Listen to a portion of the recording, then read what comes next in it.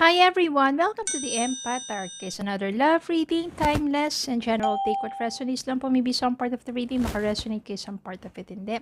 Tingnan natin ngayon kung anong lessons in life and guidance, love connections, love life, relationship, ang ating mababatid for this reading. Spirit guys, send me messages. Anong love connections ito, lessons in life and guidance ang nais yung ipabatid sa amin. Mga aral at gabay sa buhay pag-ibig. Ang nais nyong iparating sa amin, mga gabay, mga mensahe ninyo tungkol sa relationship, tungkol sa love life, mga lessons, nais ninyong ipabatid sa amin.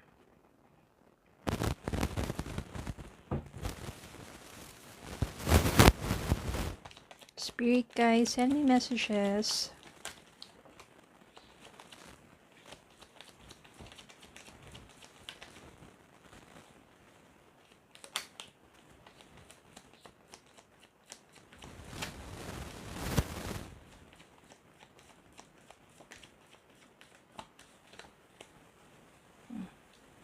Okay, more messages to Spirit Guide.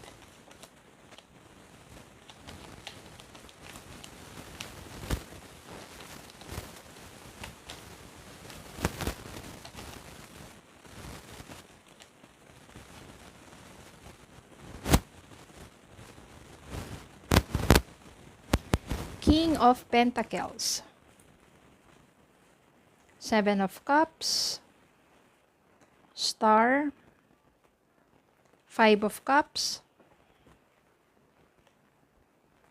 Six of Swords,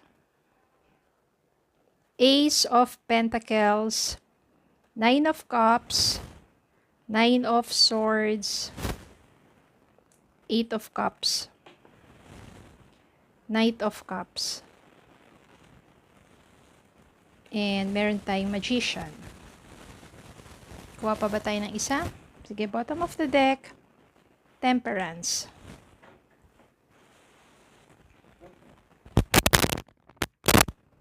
Yan.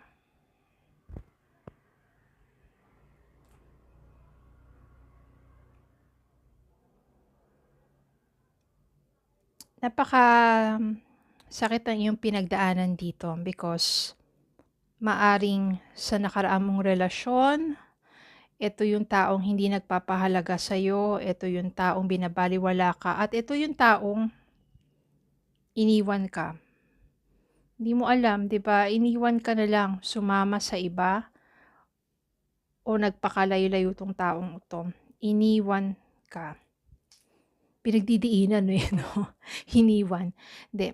Umalis yung person mo. Iniwan ka. Naiwan ka, nag-iisa, nandun sobrang kalungkutan ang nararamdaman mo. Sobra yung pighati sa'yo, sobra yung kalungkutan, yung sadness na yon. May mga panahon na hindi ka makakatulog kasi iniisip mo bakit nagawa sa'yo ng taong yun. Minahal mo yung taong yun eh. Parang binigay mo na yung buong sarili mo sa taong yun, bakit nagawa ka pa rin niyang iwan sa lahat ng mga mabubuting bagay at pagmamahal na binigay mo doon sa taong yun? Bakit nagawa pa rin niyang iwanan ka at bakit nagawa pa rin niya na maghanap ng iba? Minsan sinisisi mo yung sarili mo, kulang pa ba? Kulang pa ba yung binigay mo, lahat-lahat? Hindi ka pa ba sapat? Di ba? Tapos nagkakaroon na yan ng para sa sarili mo, ako yung may kasalanan, ganyan, ganito. Pero eventually, sa tulong ng iyong mga kaibigan dito, unti-unti ka nagmo-move on. Maaring napatawad mo na yung sarili mo, maaring na-accept mo na yung katotohanan na umalis na yung taong yun sa buhay mo, at maaari talaga na unti-unti ka na nakaka-move forward with your life.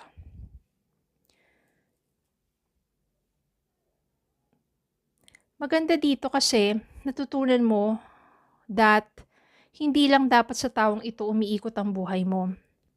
At hindi ka dapat magbigay ng 100% or 200% sa taong yun, kailangan magtira ka rin para sa sarili mo.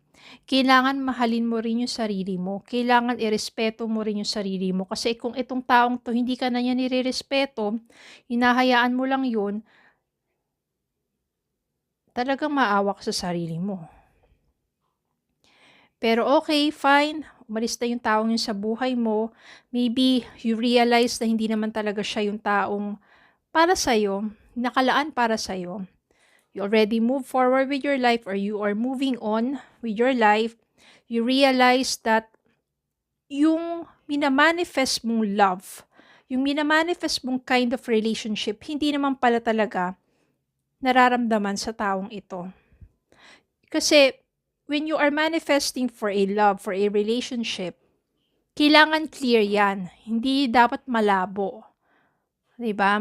Kailangan klaro sa puso't isipan mo kung anong klaseng relasyon ang nais mo sa buhay mo.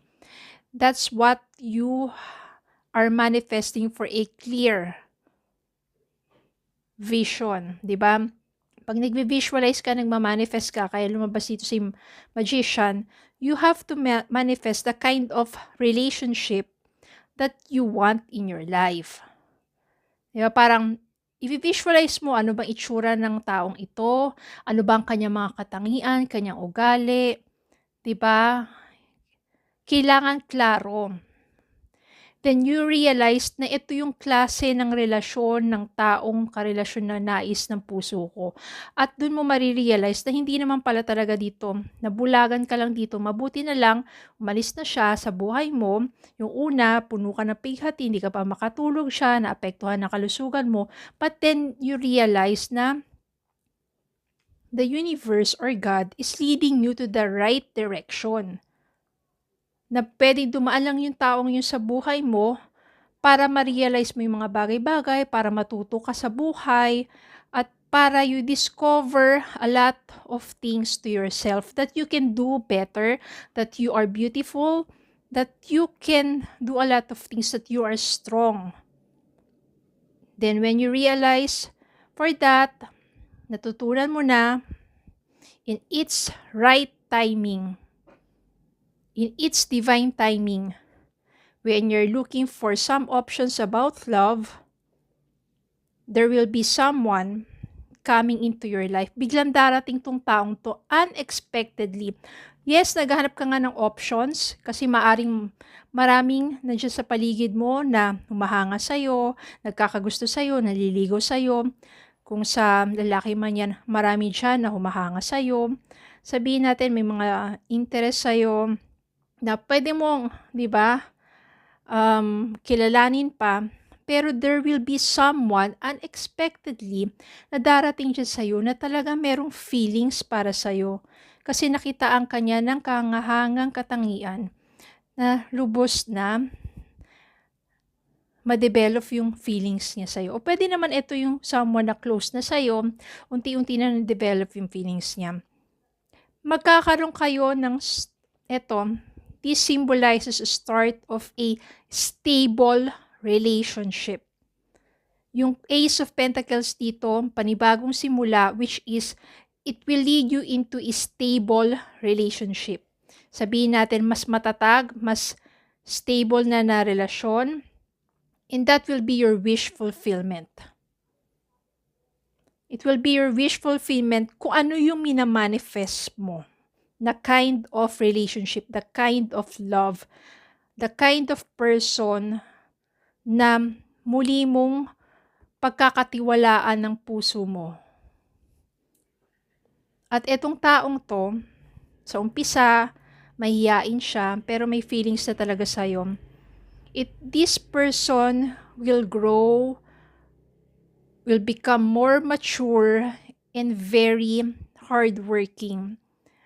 Pagdating sa pinansyal, no, mas sabihin natin matatag na tong person na to. Because this person is very hardworking person, very, parang business-minded. At alam niya kung paano humawak ng kanyang pinagkakitaan. At alam niya rin kung paano paano ka pahalagaan. Sa pagbibigay ng mga, sabihin nating sweet, yung mga material na bagay in his own sweet and romantic ways. Gifts, mga ganyan. Hindi naman natin sabihin na maging yun lang yung habol mo sa kanya, hindi. Pero ipararamdaman niya yung kanyang sweetness sa pagiging romantic. More of providing and giving you unexpected, mga surprises, gifts. Ipapamper ka niya sa ganon. Because this person, gusto niyang iparamdam sa'yo that you are so special. Maari kasi yun yung minamanifest mo, di ba? At yun darating sa'yo.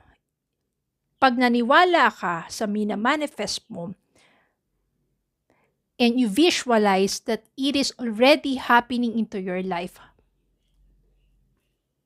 there's nothing impossible. Mangyayari at mangyayari yan. Especially kapag nagpo-focus ka muna sa sarili mo habang nagmamanifest ka ng taong nais mong makasama, ng kind of relationship that you want. Nagpo-focus ka sa sarili mo, pinapataas mo yung vibrations mo, you love yourself, you take care of yourself. Yung iba kasi kapag iniwan ng person nila, wala na. Di ba parang kakaiyak dyan gabi-gabi, hindi makatulog gabi-gabi, naaapektuhan ng health. Bumabagsak ang kalusugan, ang pangit ng aura. Tapos nandiyan na yung, di ba, yung makikita mo siya, lugmok na lugmok, lalong pumapangit. Kasi bagsak na yung health niya, yung katawan niya, pumapangit pa. Tsura niya, laki ng eye bags, ang ganito. Hindi na yung dating glow.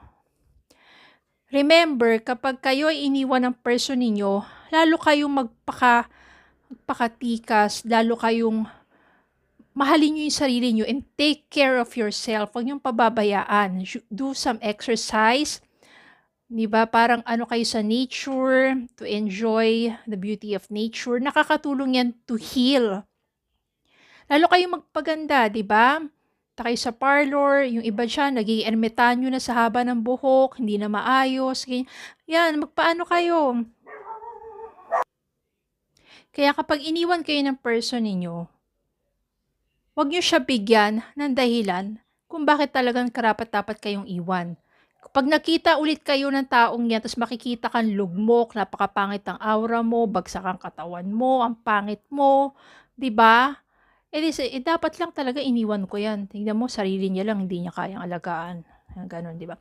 Pero kapag nagkita ulit kayo ng person na to, na nang iwan sa'yo at makikita niya kung kagano ka kaganda, kung kagano ka kagwapo, katikas, at makikita yung aura mo na masaya ka, manghihinayang yan. Pabalikin mo man siya sa buhay mo o hindi na, hayaan mo siyang manghinayang. Diba? So, dapat ganun po yun. Kaya yun yung mangyayari sa'yo, it will lead you into the right person at the right time, to the person that will give you more stable relationship. And it will be a wish fulfillment of your manifestations. You will glow, you will nurture, you will flourish, you will be loved. Because you deserve the kind of love. Okay, so yun lang po. Maraming salamat po for watching. Please don't forget to like, share, comment, and subscribe. Follow me on Facebook and TikTok. Have a good day po and God bless.